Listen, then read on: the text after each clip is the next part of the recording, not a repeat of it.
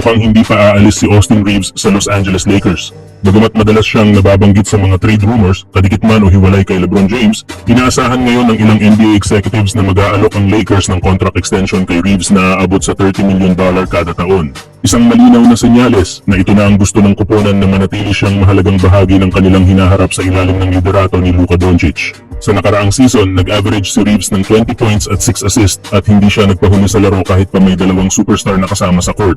Ngayon, inaasahan siyang bibigyan ng mas malaking responsibilidad habang unti-unting lumilipat ang Lakers mula sa LeBron-led era patungo sa Luka-centered system. Malaki na rin ang mga naging hakbang ng Lakers sa off-season. Nakuha nila si DeAndre Ayton bilang starting center at si Marcus Smart, isang dating Defensive Player of the Year, para palakasin ang kanilang depensa. Unti-unti nang nabubuo ang isang championship caliber roster sa paligid ni Luka at Reeves. Kung sakaling matrade o magretiro si LeBron James sa mga susunod na buwan, posible bang si Austin Reeves na ang maging pangalawang haligi ng Lakers? Sa kasalukuyang takbo ng sitwasyon, mukhang handa siyang yakapin ang mas malaking papel.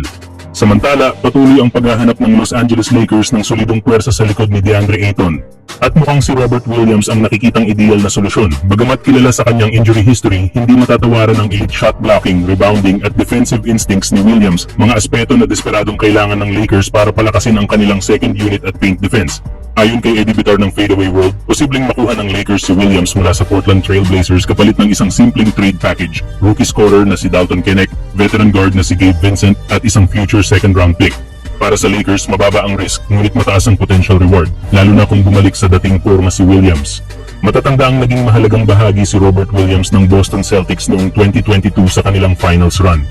Sa kanyang peak form, isa siya sa pinakamahusay na rim protectors sa buong NBA.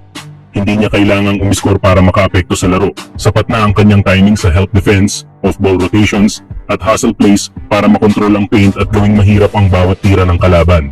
Sa proposed role niya sa Lakers, hindi siya inaasahang maglalaro ng starter minutes. Ang layunin ay maging defensive anchor ng second unit, magbigay ng enerhiya at maging insurance piece kung sakaling kailanganin siya sa crunch time lalo na sa playoffs. At kung mapanatili niya ang kalusugan, maaari siyang maging X-factor.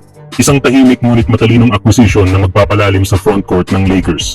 Sa panahon kung kailan mahalaga ang bawat posisyon sa rotations, ang pagkuha kay Robert Williams ay isang strategic move.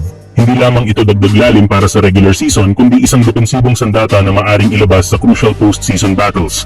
Kung mag-click, ito ay isang bargain pickup na pwedeng magbago ng takbo ng depensa ng Lakers. Kayo mga idol, dapat ba talagang isugal ng Lakers si Robert Williams kahit may injury history kapalit ng youth at shooting ng isang Dalton Knecht?